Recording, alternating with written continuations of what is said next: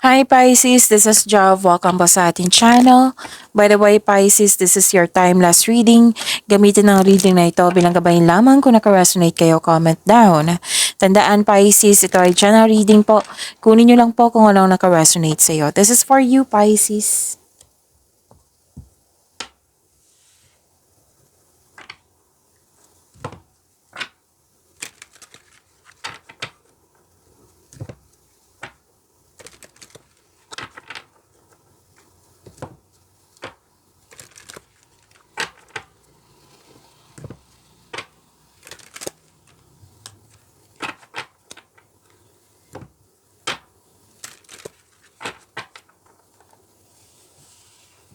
Para po ito sa iyo, Pisces.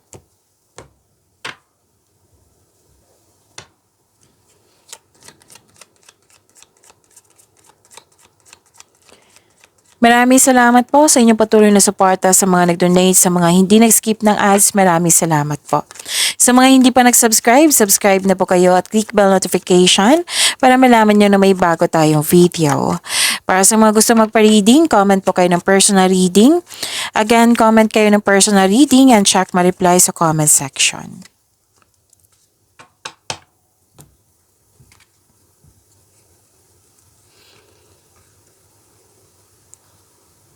Okay. Love is blooming. You love yourself more. Self-care. May attraction. Romance, affection. Pwede din may inalagaan ka or may nag-aalaga sa'yo. Oo. Ah, may parating na malaking pera po or di kaya'y news or information ito, Pisces. Malalaman mo din yung totoong intensyon ng isang tao sa'yo. At ingat din kasi may nakita ko ditong stress or nalungkot ka lang dahil sa loss of connection or loss of things or loss of opportunity. Pwedeng nangyari na ito sa nakaraan na naalala mo or na may nagpaalala sa iyo. Oo, or bit-bit mo hanggang ngayon. Or di kayo mangyayari na sana'y ma-overcome niyo po, Pisces.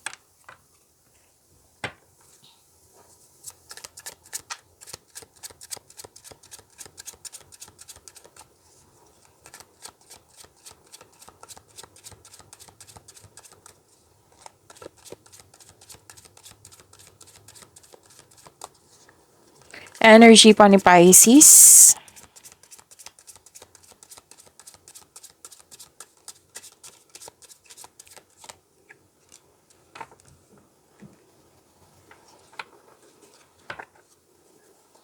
Okay, lumabas agad.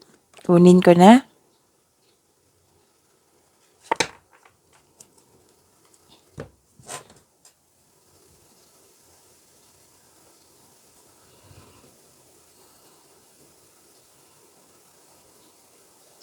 Kung may napansin kayo na repeating message, yan po yung pinupush ng course sa inyo na kailangan nyo bigyan ng atensyon.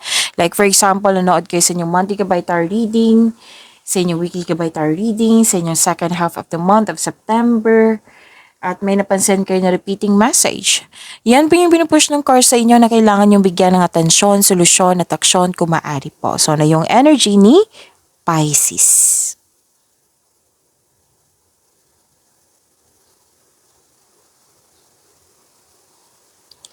Okay. Partnership, union, nagkaroon ng balanse, nagkakaunawaan. This card tells you, yung sinabi ko kanina na love is blooming. Dito. Tandaan nyo? Love is blooming. Lumabas siya dito. This card tells you na may namuong relasyon, pwedeng kaibigan, pwedeng kasamahan, pero most likely romance talaga to. This card symbolizes shared feelings and may mutual attraction, mostly romantic partnership, pwedeng bagong pasok sa relasyon or kakasimula lang ng inyong getting to know each other stage. Basta nagkakaunawaan. Okay? So, isang malaking good news to lalo na sa mga single dito. Kasi this is destiny card din to. Okay? And pwede din na mahal yung isa't isa, very supportive kayo sa mga ginagawa nyo or plano nyo sa buhay. Again, pwede sa partnership to sa isang tao, sa person nyo ba, sa family member ba, sa kaibigan mo ba, or sa may nakita kasi akong business partnership din dito. Okay? Na very supportive kayong dalawa.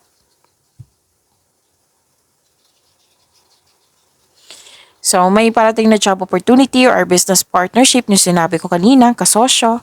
So, kung itong pagkakataon na ito, tanggapin nyo kung pwede po. Kasi may nakita ko dito financial growth. Basta samahan nyo po ng konkretong plano at sipagan sa araw-araw para maabot nyo po ito. Okay? So, may nakita ko dito promises, commitment, nagkasundo, pwedeng deal, ano pa, agreement.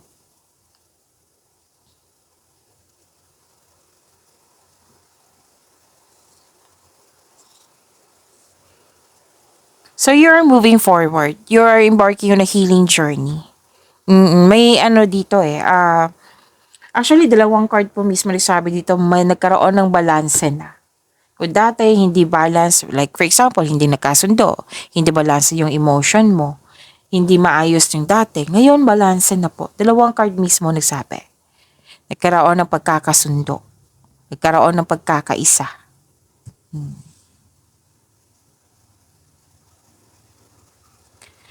May paglalakbay, may posible din na invitation na kailangan mong pumunta. Pwedeng relocation to, travel sa ibang lugar, lipat work, lipat bahay, bakasyon ba? Basta may paglilipat. Pero din, walang biyahe-biyahe, kundi nagpasya kang mag-move forward. Okay? Pwede din na may pinalitan kayo dyan para mas maging magaan, mas maging ano tawag dito, mas maging magaan at mas maging madali. Pwede. Oo. Basta you're taking an action po dito. Action po to eh. Hindi lang siya iniisip action. May kasamang action.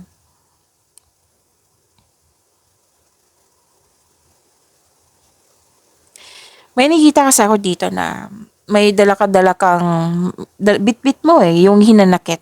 Pero, yung sinabi ko kanina na aksyon, naghahanap ka ng solusyon sa inyong problema. So, sabi ng card, kailangan mong habaan ng pasensya mo kasi papunta ka na sa gusto mong paroroonan. You're walking away from toxicity, place ba to, pwedeng sa relasyon, pwedeng sa koneksyon sa isang tao, o mismo ikaw ang gumagawa ng aksyon, lumayo ka, umiwas ka, or you put limitation na hindi kailangan na lumayo talaga na magbiyahe or tumiwalag. Pwedeng tumiwalag din to ha. Kasi nga, you want growth, you want healing. Pero din, nagpasya ka, magbakasyon muna ako kasi masyado nang nakakapagod yung toxicity, pwede. Kasi ang ilan sa inyo nagbakasyon para makahinga.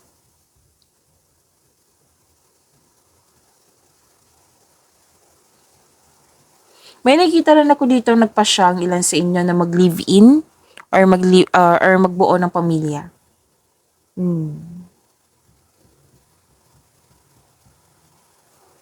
Pwede din change career to ha. Pisces. May parating na malaking pera Lumabas din siya dito, 'di ba? Kanina. Lumabas siya dito sa tarot card niyo. Claim niyo po ang malaking pera, Pisces. Magkakaroon ng financial stability.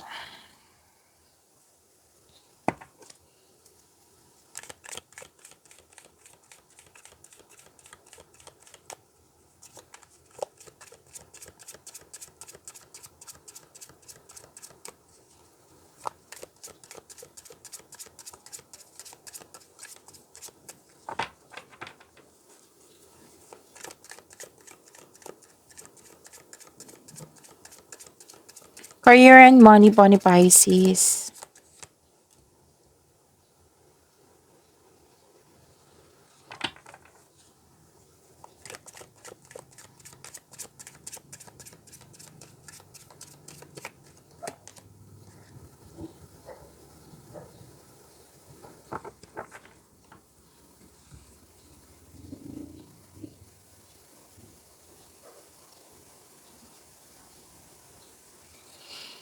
Wow, growth and patience. May plano kayo dito. Gumagawa kayo ng plano. Malapit mo nang maabot yung goal mo sa buhay, Pisces. Parating ng resulta sa inyong sipag at syaga, malapit ka na mag-harvest. Huwag po daw kayo magmadali, lalo na sa paggawa ng plano. Sabi ng yung card, you need to slow down. Sabi ng yung card. Kasi nakita ko dito, disappointed ka sa current situation mo or sa current job mo na gusto mo mag-level up. Sabi ng card, part ito ng proseso. Kailangan mo lang magbigay ng trust and have faith. Patuloy mo lang ang pagsisikap mo, pagsisipag mo sa trabaho. Dahil nakikita ko naman dito na ma-achieve mo yung gusto mo. Lalo na posisyon or kasaganaan, ma-achieve mo yan. Kailangan lang po magtiwala. Have faith po. Stay patient, stay positive, and be grateful. Malapit mo nang mahawakan yung resulta sa inyong mga ginagawa. You're very close to see the tangible results sa inyong mga effort yan. Yung pagiging productive mo sa araw-araw, malapit na. So, malapit ka na mag-harvest. So, magkakaroon po ng growth, basta magkaroon lang po ng mahabang pasensya po. Stay positive ha, sabi ng card.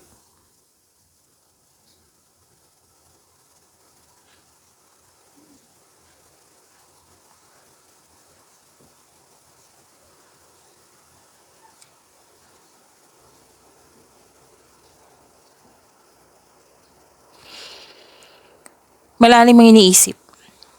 Pisces, malalim ang iniisip mo kasi napaplano ka. Dalawang card na mismo nagsabi dito na may may planning, okay? May offer. Kasi you want growth, okay? Maraming ideas, okay? So ideas is a blessings from the universe. Ako, gustong-gusto ko talaga yung ideas. Kasi lahat na andyan eh. Oo. Yung pagbabago sa inyong mga ginagawa, solusyon sa inyong problema, sagot sa inyong mga katanungan, yung ideas nito, yun nga, makakatulong sa iyo para sa kaunlaran. Ako, gustong-gusto ko talaga yung ideas. Okay, so claim these ideas. So, inspired kayo ngayon. May plano kayong magkaroon ng dagdag investment para magkaroon ng financial growth. Yung mas lumaki yung pangarap mo. Kaya, yun nga, karagdagang investment. Pwede din pag-angat sa inyong posisyon, promotion po, pag-angat sa inyong sales ba or sweldo. So, plano to na may kasamang action. Okay? Nagmuli-muni. Nag-iisip ng mga plano pangarap sa buhay, nag-iisip ng mga desires sa buhay. Actually, may pinipili ka din dito. Pisces, may pinipili po kayo.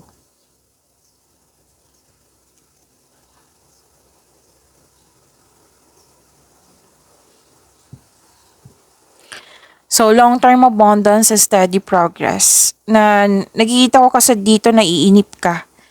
Na nag-invest ka, mukhang nagkaroon ng mabagal na resulta. So, kailangan ng habaan ng pasensya. Kasi sinabi naman ng card dito na magbubunga ito. Kung hayaan mo lang itong magbunga. So, continue to take steady action on your goal habang magkaroon ng mahabang pasensya and be realistic about your expectation. Kung naghahanap ka ng trabaho, nag-iisip ka ng bagong karera, may perfect time po. Konkretong plano pa rin sinasabi dito eh. So, tama tong gagawin mo na magkaroon ng konkretong plano para magtagumpay. Para magtagumpay ito. So, may biglaang pagbabago po. Pero huwag kayong mag-alala sa pagbabago na ito ha. Kasi this is magkakasuporta sa iyong growth and makasuporta po ito sa iyo. Sa inyong career and money. Magkakaroon po ng growth and expansion.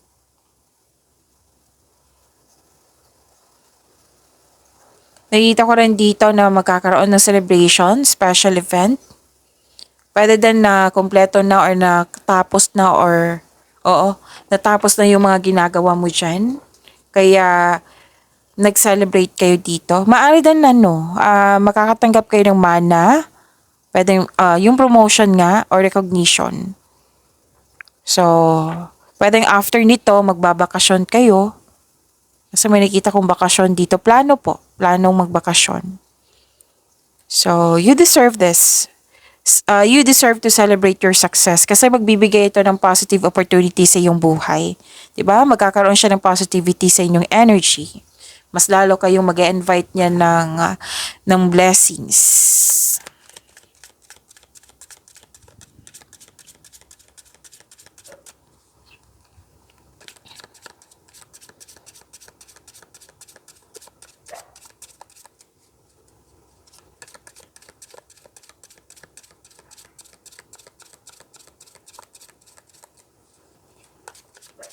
Love life, self-love, partnership, and romance ni Pisces.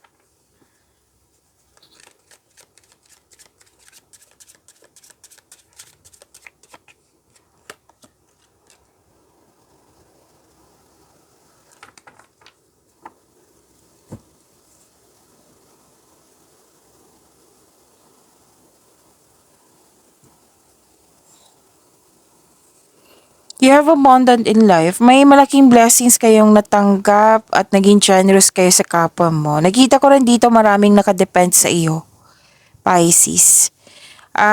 Sa mga relasyon, sa buhay mag-asawa, yun nga, pag-aalaga, maasahan kayo sa isa't isa, magtiwala at magbuo kayo ng lasting partnership. Fertility, may nanganak, may nabuntis, may magbuo ng, yung mag-start ng magbuo ng family. May nakita kong ganyan. So, sa lahat, single ka man, may relasyon sa buhay mag-asawa, you have abundant in life. So, kung gusto nyo mag-relax kayo, kasi nakita ko dito na ilan sa inyo nag-take time sa nature, nag-spend time sa nature. Kung gusto nyo ma-relax, nakikita ko dito na paglinis ng bahay or cooking or gardening, it will help you relax. Oo. And yung panahon sa pamilya, of course. So again, this is abundant in life. Claim nyo po.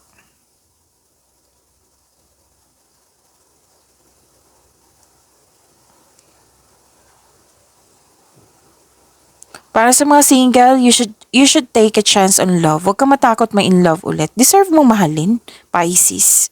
For in a relationship, mukhang may tampuhan kayo the other day. Sa mga buhay mag-asawa po, sa mga may relasyon, mukhang may tampuhan kayo the other day. Ang advice ng card dito, leave the past behind.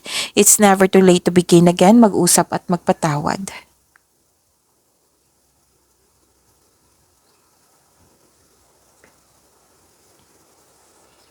So may manliligaw ka na very charming at passionate partner na very active kang suyuin. Pwede din na nililigawan mo ito. Okay? And may bagong relasyon talaga dito. Nag-clarify po siya ha. From here to here and here. Sa energy nyo hanggang dito. So may bagong pasok dito sa relasyon. Ang advice ng card nyo dito, wag po daw kayo magmadali. Like for example, kailangan may ganap ngayon. Bukas na naman, iba na naman. Susunod, iba na naman. Oo. Parang, kasi it will lead you to na mapapressure kayo. Masasakal kayo. Sabi ng yung card. So, you have to enjoy, be calm lang. Oo. I-enjoy nyo po yung mga moment na hindi nagmamadali. So, one step at a time. So, maaaring matagpuan mo siya or mamimit mo siya while traveling.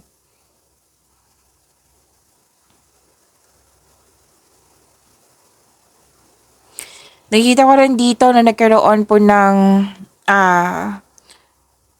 okay, kayong dalawa, sa mga relasyon sa buhay mag-asawa, matured enough na loyal sa isa't isa. Both of you are taking an action na para magkaroon ng stability upang maipalago palalo ang inyong connection, ang inyong relasyon. Babala lang po sa ego clashing. Okay?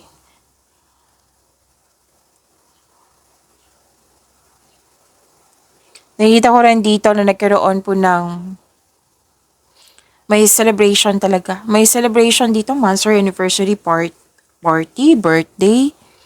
May nakita nga ako ditong tapos ng construction ng dream house ng ilan sa inyo.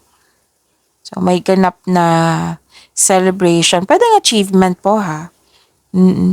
Basta perfect time po siya, perfect situation.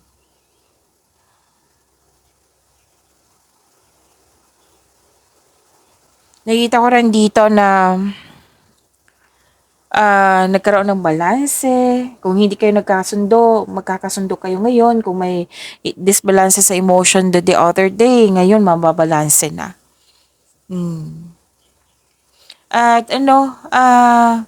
sabi kasi ng card dito, single ka man, may relasyon sa buhay mag-asawa. Balanse po ang oras dapat. Balanse, sapat ng time for yourself, sa partner ba, sa family. Yan ang sabi po. Pag-imanin niyo po yung blessings sa binigay sa inyo. Pisces, see you tomorrow. Maraming salamat po.